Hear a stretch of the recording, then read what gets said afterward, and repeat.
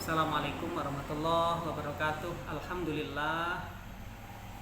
Alhamdulillahilladzi faddala bani adama bil ilmi wal amali ala jami'il alam. Asyhadu an la ilaha illallah wahdahu la syarikalah. Wa asyhadu anna Muhammadan abduhu wa rasuluh. Allahumma salli wa sallim ala sayyidina wa maulana Muhammad wa ala alihi wa ashabihi ajma'in. Wa qala Allah ta'ala wal ya'fu wal yasfahu ala tuhibbu na ayyaghfirallahu lakum. Al-ayah wa ba'du. Bapak Kepala Kantor Kementerian Agama Kabupaten Ogan Ilir yang sama-sama kita hormati, Bapak Subbag Tata Usaha, para kasih di lingkungan Kementerian Agama Kabupaten Ogan Ilir, para karyawan, karyawati,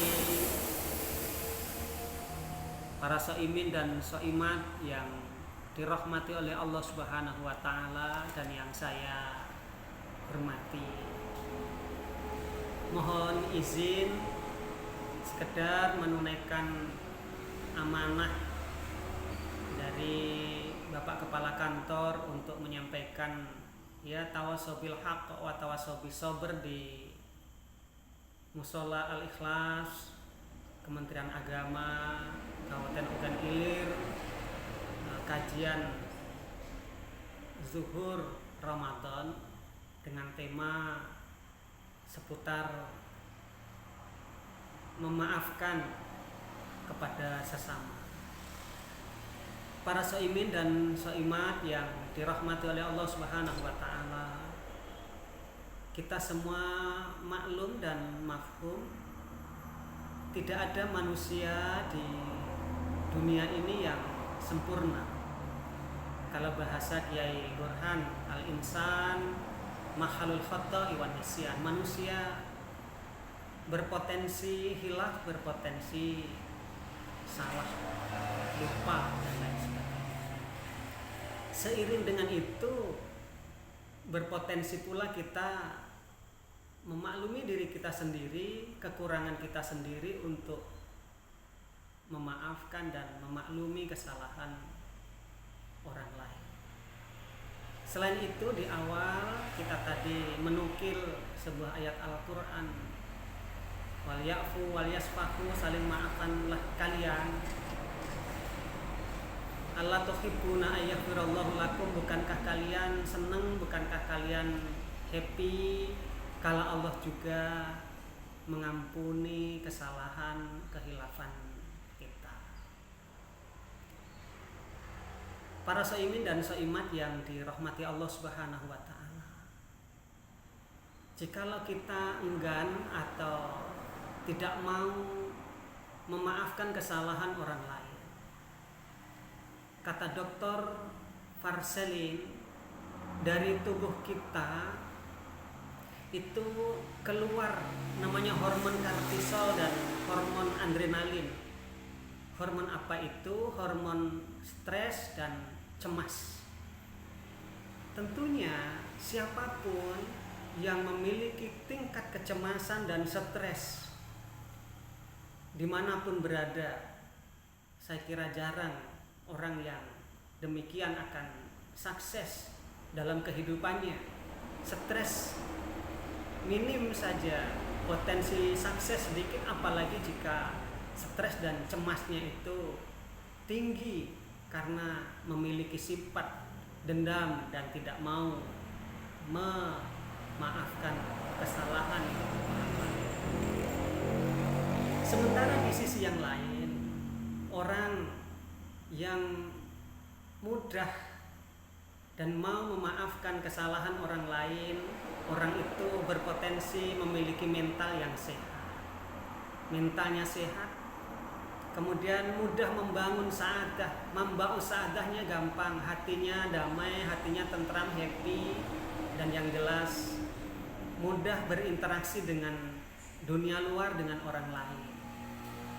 Misalnya saja saya main ke seksi Pendis, seksi Penmat, ataupun ke seksi Bimas, kepegawaian dan lain sebagainya. Di saat kita memiliki sifat pemaaf dan juga apalagi dimaafkan orang lain, kita akan enjoy, kita akan happy, kita akan senang. Dan disitulah dengan interaksi, dengan integrasi yang happy akan menghantarkan kita menjadi orang-orang yang selain sehat juga bahagia di dunia ini dan juga sejahtera di akhirat. Para soimin dan soimat yang dirahmati oleh Allah Subhanahu wa taala, oleh sebab itu hal-hal kecil, persoalan-persoalan, perselisihan yang sepele dan remeh-temeh sebisa mungkin ya kita selesaikan di kehidupan di dunia ini. Yang bisa kita maafkan, kita maafkan. Kalau tidak bisa hanya dimaafkan dengan cara profesional, harus ganti misalnya hutang piutang dan lain sebagainya, ya harus kita selesaikan dengan cara yang baik. Jangan sampai persoalan kita ini nanti sampai terbawa ke negeri akhirat yang kita harus bersidang di hadapan Allah Subhanahu wa taala. Mengapa hal ini perlu kita sampaikan? Sebab ada potensi untuk itu. Ada potensi untuk itu. Hadza khosman ikhtasamu fi rabbihim. Kita nanti orang-orang yang berkonflik akan menghadap Allah Subhanahu wa taala, akan mengalami klarifikasi siapa yang benar di antara kita. Oleh sebab itu orang yang memiliki kesalahan sementara amalnya banyak, amal kebajikan kita dikurangi untuk membayar kompensasi kepada orang yang kita zalimi itu. Misalnya sampai habis kita amal ya, kebaikan kita habis, maka amal negatif dari orang yang kita zalimi itu diserahkan kepada kita, dan itu sangat tidak surplus, tidak produktif buat kita, apalagi sudah di negeri akhirat. Oleh sebab itu Imam Ali juga pernah mengatakan, ana awalu may yajbu, saya orang pertama nanti di saat bertemu dengan Allah Subhanahu wa taala, baina yaday rahmani bil khusumah, saya akan bertanya, ya Allah, saya dengan orang yang selisih paham dengan saya benar yang mana? Kalau dalam konteks ini, kalau dengan konteks pembunuh dari Khalifah Ali bin Abi Thalib adalah Abdurrahman bin Muljam, seorang khawarij yang membunuh Khalifah Ali bin Abi Thalib. Jadi Khalifah Ali bin Abi Thalib di akhirat itu tidak begitu bernafsu langsung masuk surga, tetapi beliau klarifikasi dulu, siapa di antara aku dan Abdurrahman bin Muljam itu yang benar. Diklarifikasi dulu. Dan memang awal nanti kita diadili siapapun adalah tentang masalah dam, pertumpahan darah. Jadi orang yang dibunuh oleh seseorang, orang yang dibunuh itu nanti menarik tangan orang sang pembunuh itu menghadap Allah Subhanahu wa taala, ya Rabb, hadza alladzi aqtulani, ini ya Allah orang yang membunuh saya, yang menumpahkan darah saya, yang mencabut nyawa saya. Termasuk juga selain dam, selain pertumpahan darah, juga masalah mal, harta, transaksi, ya muamalah. Ada yang menghadap Allah Subhanahu wa taala, hadzal ladzi afqarani, ya Allah, ini orang yang membuat saya bangkrut. Enggak taunya ternyata yang menggandeng adalah istrinya menggandeng suaminya. Bisa jadi saudara-saudara. Hadzal ladzi afqarani, ya Allah, ini laki-laki ini, suami saya ini yang maaf mungkin membuat saya bangkrut, menghabiskan hartanya, menghabiskan harta warisnya yang itu secara hukum memang punya istrinya misalnya. Atau juga sebaliknya, hati-hati. Hadhil lati afqarani, ya Allah, ini perempuan ini yang membuat aku bangkrut, yang membuat aku sengsara di dunia ini. Mohon keadilannya ya Allah. Bisa jadi. Oleh sebab itu kaum ibu juga berhati-hati mengambil harta milik kepunyaan sang suami, dan juga di antara kita jangan sampai mengambil harta yang bukan hak kita, bukan milik kita.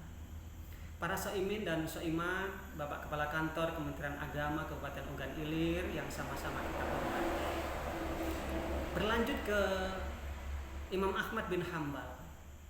Beliau pernah berselisih juga dengan Khalifah Bani Abbasiyah di Khalifah Al-Ma'mun kalau tidak salah saat itu.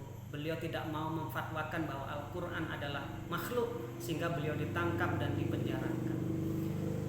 Sebelum memasukkan penjara itu, kaki Imam Ahmad bin Hambal diikat, kemudian ditarik dengan 2 unta yang berlawanan arah. Bayangkan itu penderitaannya, saudara-saudara.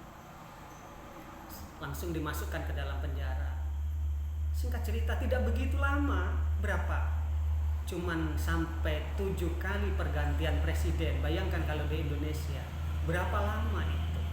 Beliau disiksa, dihajar, dibully, mau dibunuh. Bahkan pernah sang khalifah itu malah mengancam beliau akan membunuh Imam Ahmad bin Hambal. Dan pengawalnya memberitahu kepada Imam Ahmad bin Hambal, "Wahai Imam Ahmad bin Hambal, malam ini khalifah akan menghabisimu, telah menghunus pedangnya." Beliau berdoa. Dan terkabar malam itu juga sang khalifah yang akan membunuh Imam Ahmad bin Hambal meninggal dunia. Oleh sebab itu, berhati-hatilah kita semua dari doa orang-orang yang terzalimi, sebab doa antara hamba dan orang dengan Allah Subhanahu wa taala. Orang yang terzalimi tadi dengan Allah Subhanahu wa taala tidak ada hijab, artinya doanya makbul, diijabah oleh Allah Subhanahu wa taala. Singkat cerita, saudaraku, sampai ke khalifah atau presiden yang ke-8. Beliau dikeluarkan dari penjara itu. 7 presiden, bayangkan, sampai baru presiden ke-8 beliau dilepaskan. Dilepaskan dari penjara, dikeluarkan, diberi uang yang sangat banyak, kemudian diberi jabatan. Alhasil oleh Imam Ahmad bin Hambal ditolaknya dan beliau dimasukkan ke dalam bui, ke dalam penjara kembali.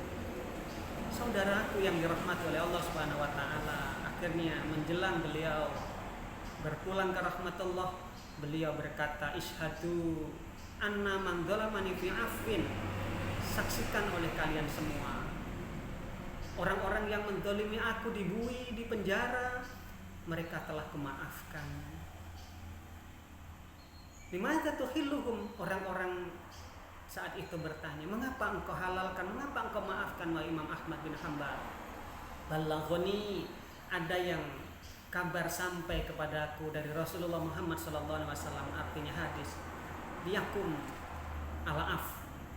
Nanti di akhirat, di padang mahsyar, Allah Subhanahu wa taala membuat pengumuman, "Liyakum al-af." Berdirilah kalian orang-orang yang suka memaafkan kesalahan hamba-Ku. Fala yuqimu illa man afwa. Dan tidak akan berdiri, tidak berani berdiri pada saat itu kecuali orang-orang yang mudah, yang mau memaafkan kesalahan orang lain. Dan saya, kata Imam Ahmad bin Hambal, ingin berdiri di barisan itu sebagai hamba Allah yang mudah memaafkan kesalahan orang lain. Mungkin hanya itu. Terima kasih dan mohon maaf atas segala salah dan hilaf. Kita sama-sama mudah-mudahan berharap, Allahumma innaka afun karim tuhibbul afwa fa'fu anna ya karim. Kita bermohon selama Ramadan ini Allah mengampuni kesalahan dan hilaf kita. Di sisi yang lain, kita harus juga mau memaafkan kesalahan saudara kita yang lain, apalagi saudara kita itu sesama Islam. Demikian Bapak Ibu hadirin yang saya hormati, para saimin dan saimat. Wallahul muwaffiq ila aqwamit thoriq, nasrun minallahi wa fathun qarib. Assalamualaikum warahmatullahi